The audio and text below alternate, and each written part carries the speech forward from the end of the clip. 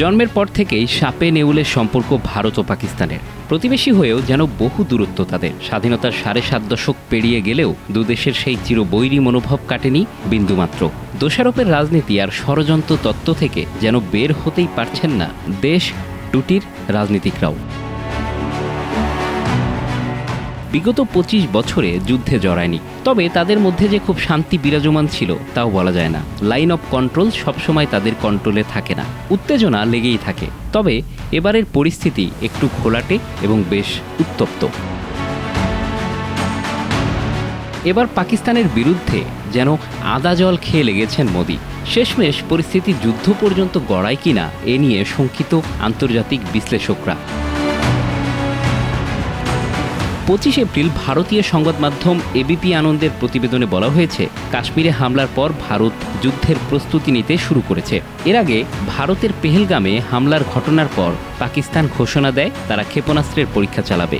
এ নিয়ে করাচি উপকূলের কাছে নিজেদের এক্সক্লুসিভ ইকোনমিক জোনে পরীক্ষার বিজ্ঞপ্তি জারি করেছে ইসলামাবাদ। পাকিস্তানি নৌবাহিনীর পক্ষ থেকে জানানো হয়েছে ২৪ থেকে ২৬ এপ্রিলের মধ্যে এই মিসাইল পরীক্ষা সম্পূর্ণ হবে।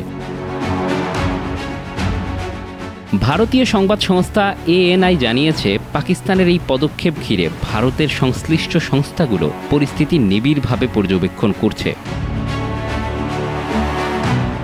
এদিকে পাল্টা প্রস্তুতির অংশ হিসেবে ভারতও সামরিক তৎপরতা জোরদার করেছে। ২৪ এপ্রিল মিসাইল ধ্বংসের সফল পরীক্ষা চালিয়েছে ভারতীয় নৌবাহিনী। নিজেদের প্রযুক্তিতে তৈরি আইএনএস সুরাত থেকে এক নিম্ন উড্ডয়ন মিসাইল সফলভাবে ধ্বংস করা হয়।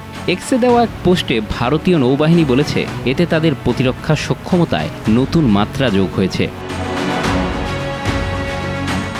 সাম্প্রতিক উত্তেজনায় দুদেশের কূটনৈতিক সম্পর্ক ইতিমধ্যে হিমশীতল হয়ে পড়েছে।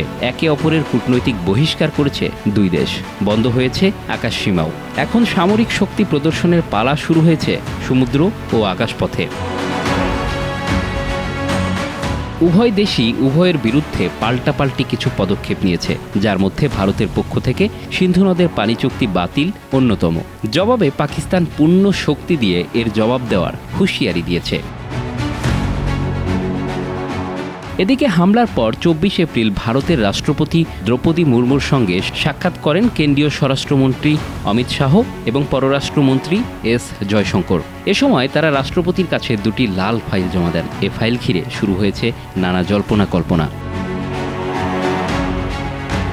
অনেকেই বলেছেন, এই ফাইল দুটি কি যুদ্ধের অনুমতি ও ভারতের নিরাপত্তা সংক্রান্ত?